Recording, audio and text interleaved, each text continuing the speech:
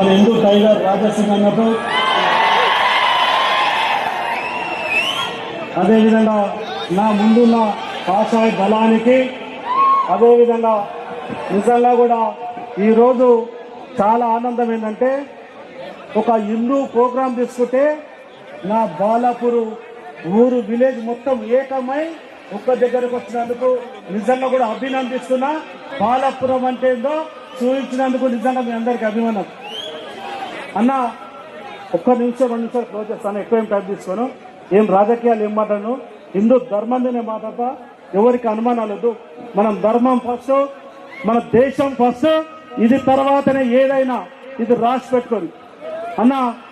6 తారీఖు 5వ నెల 2025 రోజున 200 మందిని వేసుకొని ఈ గూడారాల దగ్గరికి వచ్చింది మా సైన్యం. వచ్చి ఇక్కడ రోహింగ్యాలు ఉన్న విధంగా గుర్తించిన రోజు. ఆ ప్రాంతంలో ఎట్లుందంటే కరెంటు ఫ్రీ, ఆ కరెంటు వైర్లో కలిగేసుకొని వచ్చి కాని అత్తగారి కంటే స్వేచ్ఛగా బతుకుతున్నాడు. వాటర్ ఫ్రీ ఉంది. వానికి కల్తీ ఫుడ్ తయారు చేసి మనకు కల్తీ ఫుడ్ తినిపిస్తున్నాడు. మన ప్రాణాలు పోతాయనే విధంగా ఆ రోజు చూసి అదే రోజు బాలాపూర్ పిఎస్ మీద ధర్నా కూర్చున్నాం మేమందరం కలిసి. అది ఇంతింత ఒడింటాయి. ఇవాళ మన భాగ్యాన్ని అర్థం ఉందో ఇంత పెద్ద జరుగుతుందంటే నిజంగా కూడా మీ చేతులు ఎత్తి మీ కాలు మొక్కత మా అందరిపై ఉందన్న. మా ప్రాంతం ప్రమాదంలో ఉంది, మా పిల్లలు ప్రమాదంలో, నా కుల వృత్తులని నాశనం చేస్తున్నారు. ఎక్కడ చూసిన వాళ్ళే ఉన్నానా. ఈ రోజు కార్యకర్తలు చూడు వాళ్ళెవరు, బార్బర్ షాప్ లో చూడు వాళ్ళెవరు, రజకాలలో చూడు వాళ్ళెవరు, ఏదనుకుంటా ఎల్డింగ్ షాప్ లో చూడు వాడే ఉంటాడు.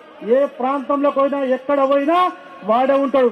మనం అనుకుంటాం వీడు ముస్లిము, వీడు ఇండియన్ ముస్లిం అంటాం.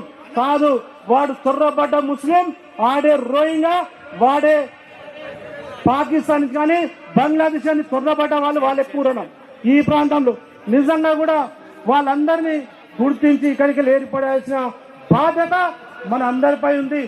ఏ రాష్ట్రంలో ఏ ప్రభుత్వం ఉందని కాదు, దేశంలో దాదాపు 8 నుంచి 10 కోట్ల మంది చొర్రబడతారు. అంటే మన దేశానికి ప్రమాదం ఉందా లేదా ఒకసారి అంచండి. ఒకప్పుడు బంగ్లాదేశ్ మనదే, పాకిస్తాన్ మనదే, అఖండ భారతదేశం ఉన్న మనము ఈ రోజు బంగ్లాదేశ్ ఓడిపోయింది, పాకిస్తాన్ ఓడిపోయింది. ఇలా స్వేచ్ఛగా భారతదేశం ఉందంటే దీనికి స్వాపకి